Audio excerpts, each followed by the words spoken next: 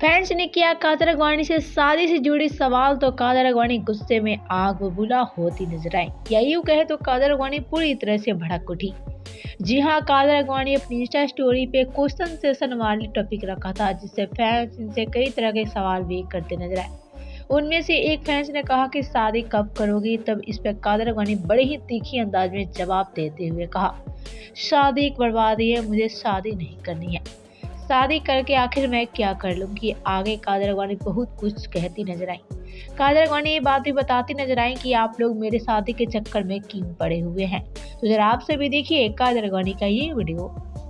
शादी कब करोगे? पर अभी शादी का कोई प्लानिंग नहीं है और ना ही आगे है, बिकॉज अभी तो वर्क करना है। और मेरा शादी के हम लोग खुश हैं। और शादी क्यों करते हैं लोग, मुझे समझ में नहीं आता परेशानी। शादी बर्बादी। पर ये भी है, लड्डू तो खाना चाहिए शादी वाला। खाएंगे, एक दिन ज़रूर खाएंगे, आप सबको भी खिलाएंगे। होगा, एक दिन ज़रूर होगा। और उस जब होगा तो बता देंगे ना यार, आपको पता चल ही जाएगा। ऐसा कोई सीक्रेट टॉपिक नहीं है ना शादी। शादी मतलब सबको पता चलेगा शादी हो गई है।